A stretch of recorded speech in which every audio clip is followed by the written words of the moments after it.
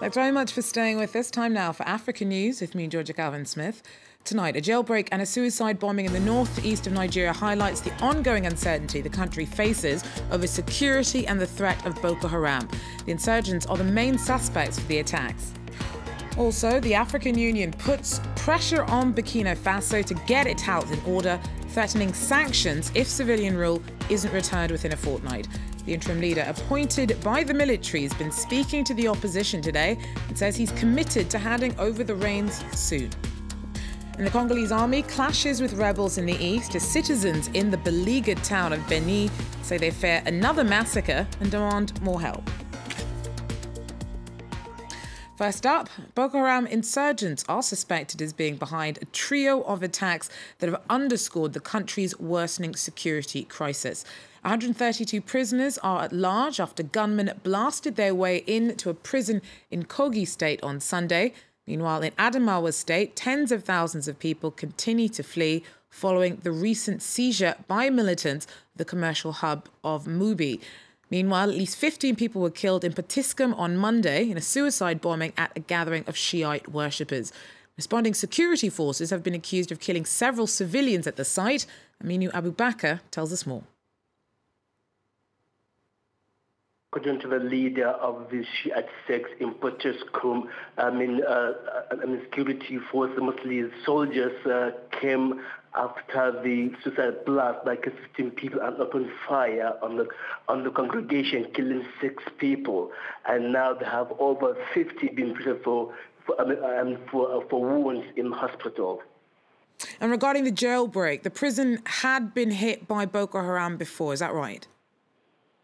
Yeah, 2 years ago, the same prison was hit by Boko Haram when gunmen blasted the prison and freed over 100 inmates. And then later, Boko Haram claimed responsibility, saying that all the over 100 people released were its members being held in the facility.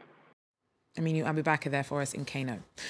Now, the African Union's threatened sanctions and given Burkina Faso's army 2 weeks to return the country to civilian rule. The AU's appointed a new special envoy to the country to help resolve the upheaval that followed last week's military takeover. Armed forces stepped in after violent protests forced President Blaise Compaoré to resign, and Lieutenant Colonel Sida's been named interim leader. Sida insists that he's keen to see a return to democracy. Jonathan Walsh tells us more.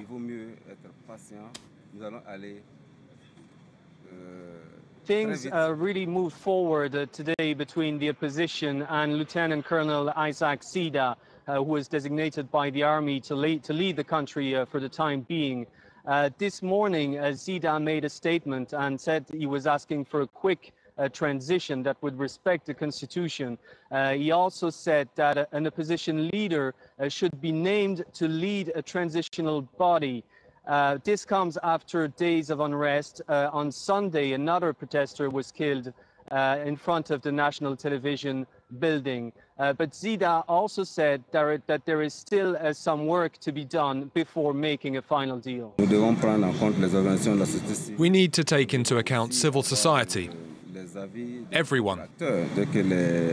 We also have the advice of religious leaders, traditional chiefs, everybody representing the nation, the youth.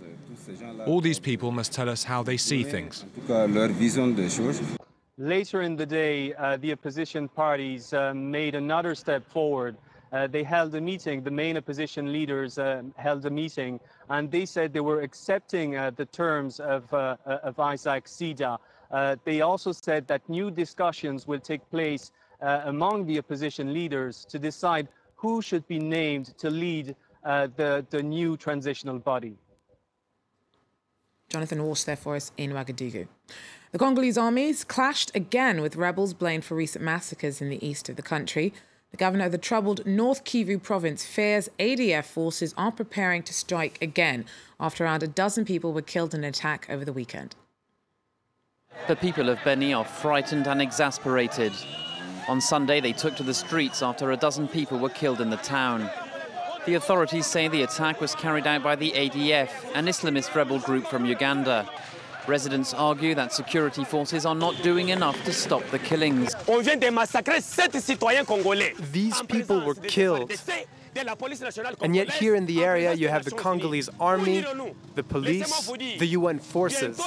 If this continues, we the people will go into the bush and become rebels.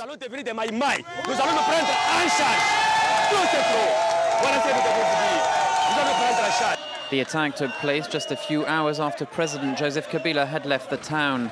He had just pledged to defeat the rebels. Here, protesters burnt flags of his political party. The police then dispersed the crowd. Many residents are skeptical that the ADF carried out this attack and another one last month that left 30 people dead.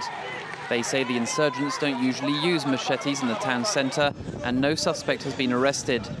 But the governor of North Kivu told us he was convinced it was the ADF. This is not a small rebel group like the Mai Mai. These are terrorists, like those people who operate in Kenya and Nigeria. They choose to target civilians. The ADF Islamist group reportedly has some 1,000 fighters who reject Ugandan President Yoweri Museveni. They have been active in the region of Beni for 2 decades, where they take part in illegal logging and regularly commit atrocities. In Libya, fierce fighting near the port in Benghazi continued on Monday as troops battled Islamist militia there.